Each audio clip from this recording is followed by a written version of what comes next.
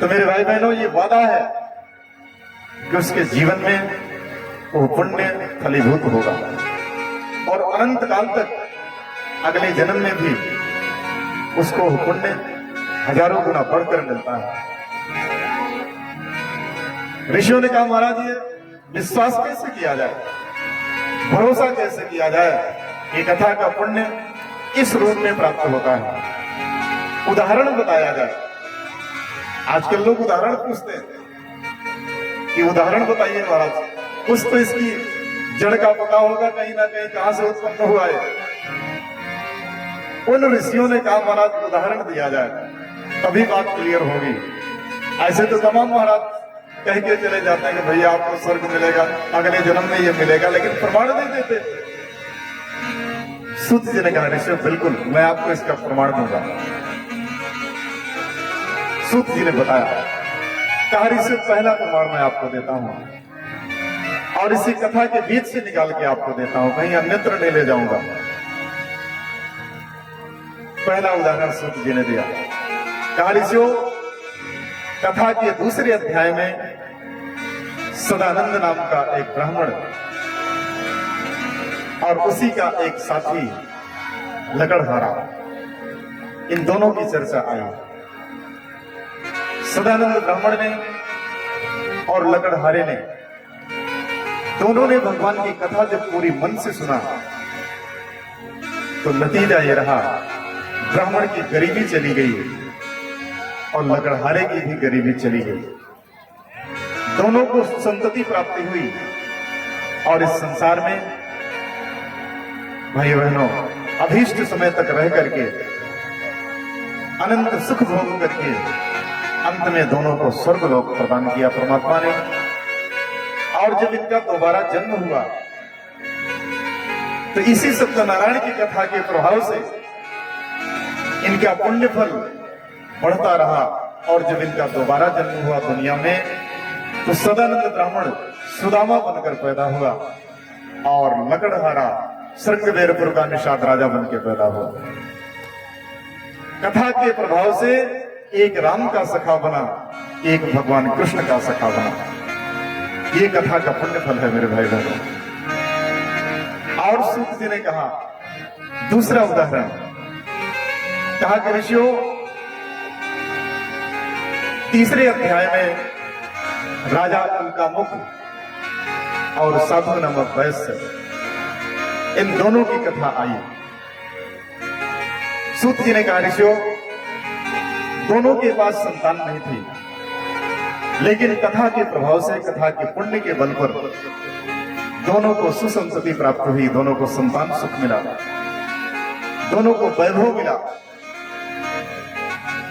उन दोनों ने अपने जीवन काल में संतान सुख, वैभव सुख सब कुछ भोगते हुए, भगवत ध्यान करते हुए अंत में दोनों ने जब शरीर छोड़ा था तो परमात्मा ने उन्हें स्वर्ग लोक प्रदान किया था।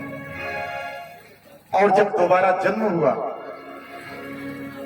तो मेरे भाई बहनों ये राजा उनका मुख अयोध्या में राजा दशरथ बनकर पैदा हुआ और यह साधु वैश्य ये राजा मोरध्वज बनकर पैदा हुआ।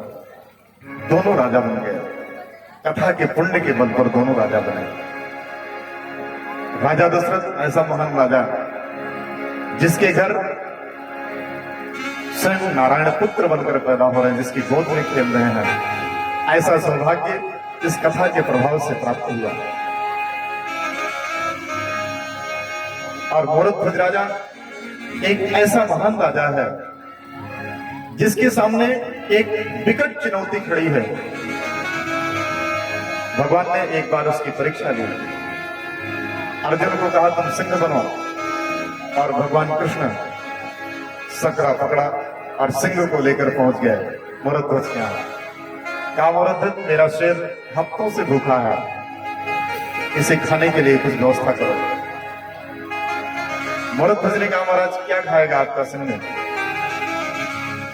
कहा राजन मेरा सिंह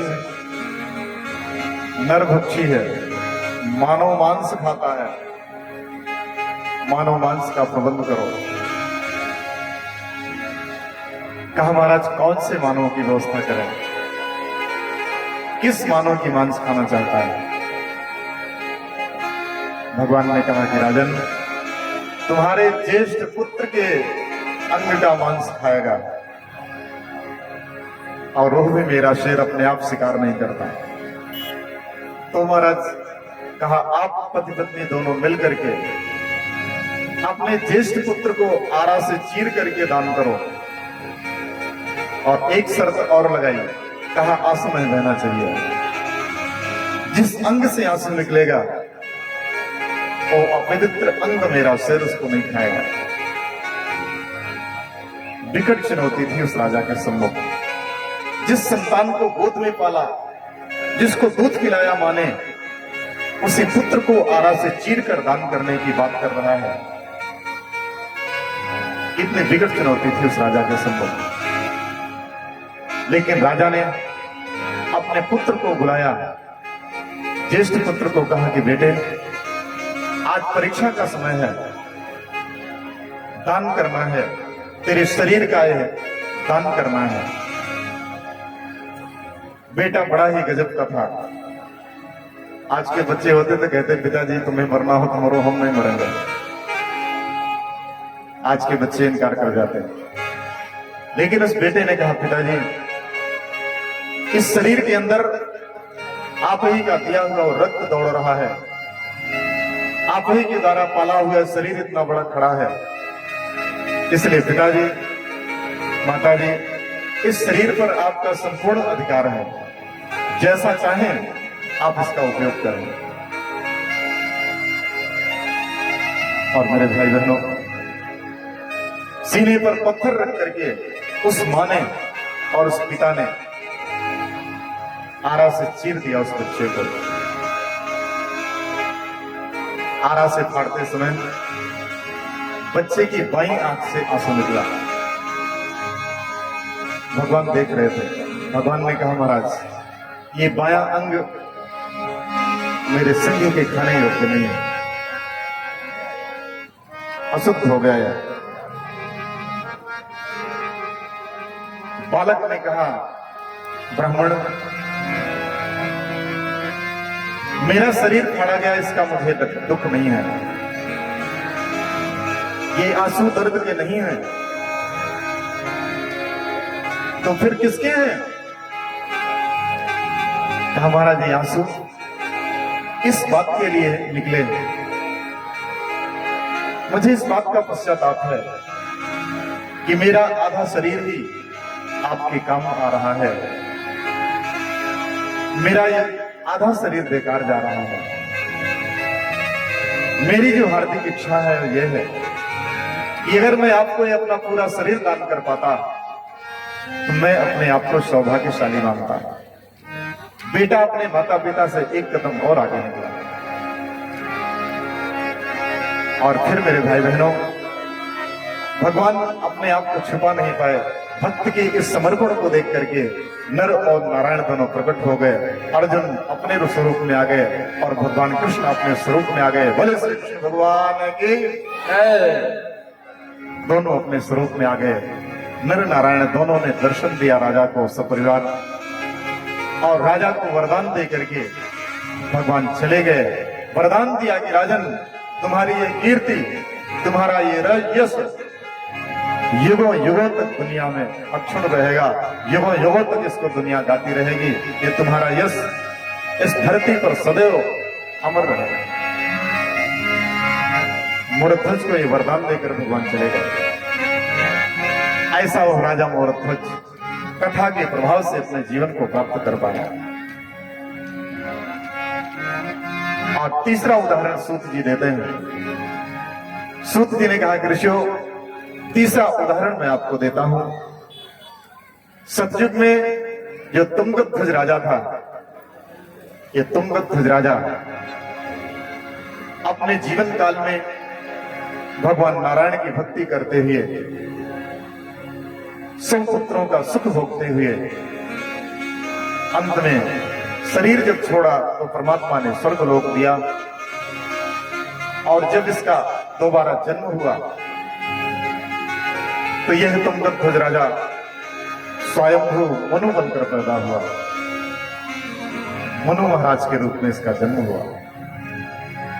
और मनु के बारे में कहा जाता है कि मनु ने संपूर्ण भागवत की कथा स्वयं नारायण के श्रीमुख से श्रवण किया, सौभाग्य मिला।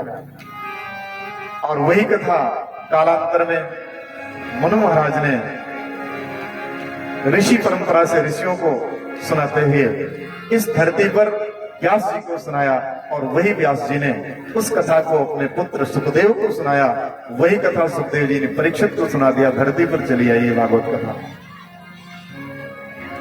मेरे भाई बहनों, ऐसे ही मनु महाराज का जीवन इस कथा के प्रभाव से इस दुनिया में विख्यात हुआ। मनु के साथ शत्रुपा का विवाह किया। ब्रह्मा जी ने जब सृष्टि की रचना की और जब मनुष्य को बनाया तो सबसे पहले स्त्री को बनाया, नारी को बनाया, पुरुष को नहीं बनाया। और नारी को बनाने में परमपिता परमात्मा ने अपनी सारी शक्ति लगा दी। इस संसार में अगर सबसे सुंदर कृति है, भगवान की सबसे सुंदर कोई रचना है तो नारी है। इस नारी को रचने में परमपिता परमात्मा ने अपनी सारी ताकत लगा दी।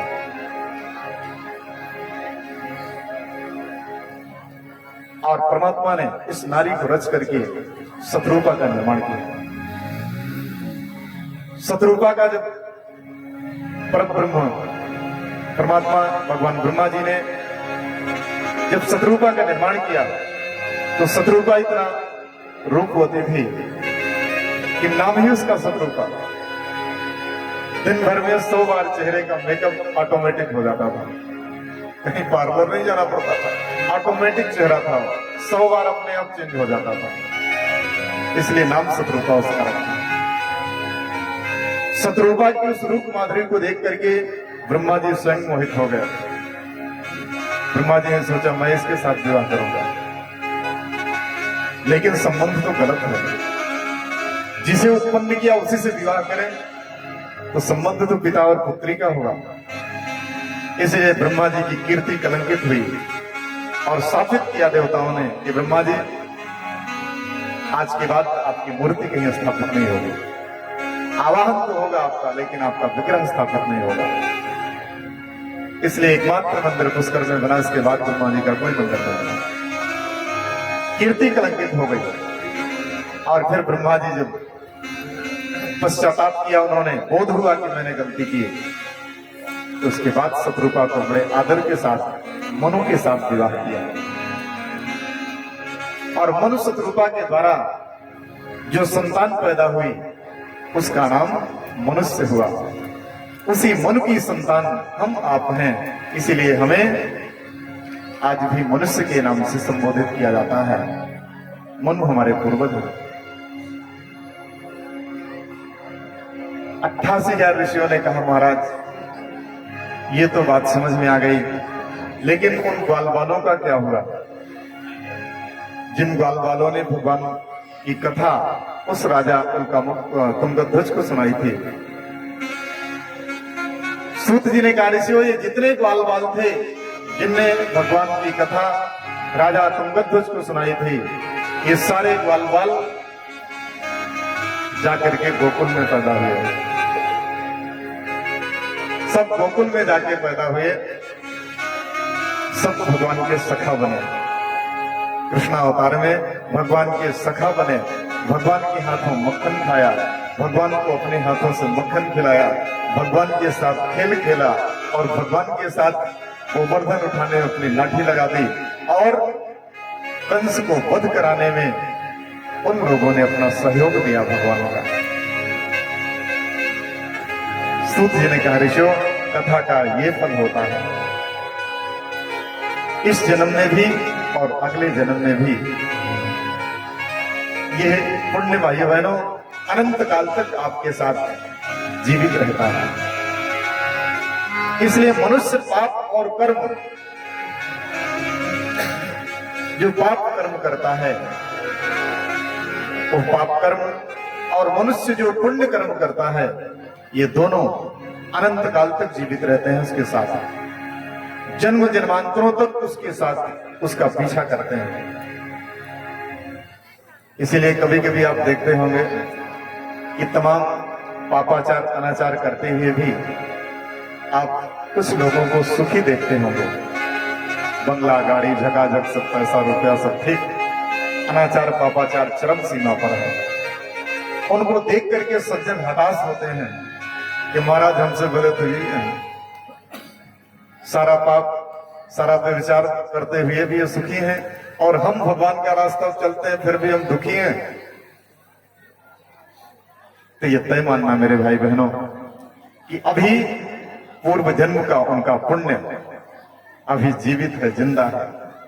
जिस दिन वो पुण्य समाप्त हो जाएगा उस दिन मेरे भाई बहनों वो जीवन संभालते नहीं बनेगा। धृतराष्ट्र बहुत चिंतित थे, 100 बेटे मार दिए गए। धृतराष्ट्र बड़े दुखी थे। महाभारत के अंत में धृतराष्ट्र दुखी रहा करते थे। एक दिन भगवान से मुलाकात हुई, भगवान मिलने आए। धृतराष्ट्र ने कहा,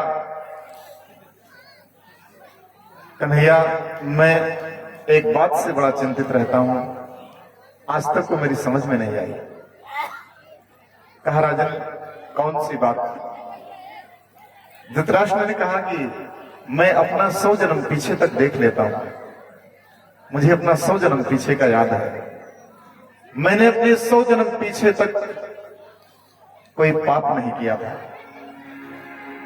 लेकिन ये मेरे किस जन्म का पाप है कि मैं एक ऐसा अभागा पिता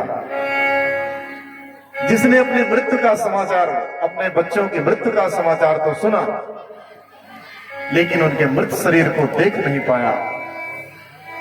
ये मेरे किस जन्म का पाप है भगवान, मैं इसको जानना चाहता हूं।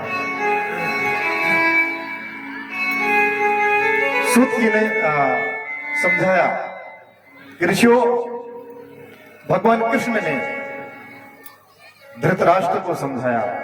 कहा कि राजन ये 100 जन्म और पीछे की घटना है जिसे आप नहीं देख पा रहे हो। कहा कि कन्हैया वो बोध कराओ, नहीं तो मैं शांति से अपना प्राण नहीं छोड़ पाऊंगा, ये चिंता मुझे खाए रही है। भगवान ने उन्हें योग निद्रा में सुलाया और कहा कि महाराज अपने 100 जन्म और पीछे चलिए। 100 जन्म और पीछे धृतराष्ट्र को ले गए भगवान। धृतराष्ट्र देखते हैं कि एक राजा के रूप में उस समय भी धृतराष्ट्र थे और उस समय अपने दरबार में बैठे थे राजा के रूप में वही धृतराष्ट्र। एक हंस और हंसनी का जोड़ा आया। संयोग से हंसनी गर्भवती थी। उसने राजा से निवेदन किया। हंस ने कहा कि राजन मैं अपनी पत्नी आपकी सुरक्षा में छोड़ करके तीर्थाटन जाना चाहता हूं। अगर आप ये आश्वासन दें तो मैं तीर्थाटन चिंता मुक्त होकर के जा सकूंगा। भगवान कन्हैया ने कहा कि राजन उस समय आप बड़े धार्मिक राजा हुआ करते थे। आपने उस हंस और हंसनी को आश्वासन दिया और उस हंसनी की सुरक्षा का पूरा जिम्मा लिया। कहा कि हंस तुम निश्चिंत होकर के जाओ, मैं तुम्हारी पत्नी का जिम्मा लेता हूं। भगवान कहते हैं कि राजन उस समय आपने उस हंसनी की सुरक्षा की जिम्मेदारी उठाई। हंस आपके भरोसे विश्वास करके तीर्थाटन के लिए चला गया।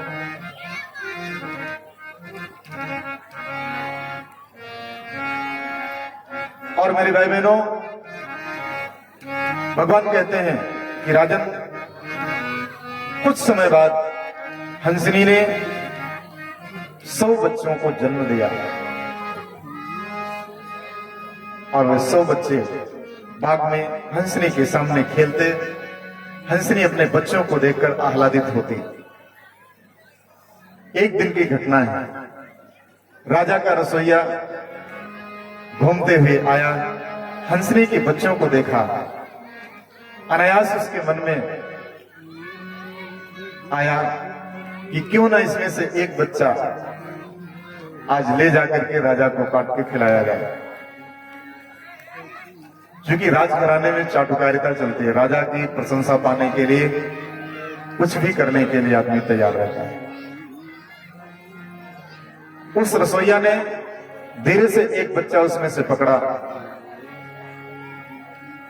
और ले जाकर के उस दिन उसी बच्चे को काट करके राजा को बढ़िया सा बना करके परोसा।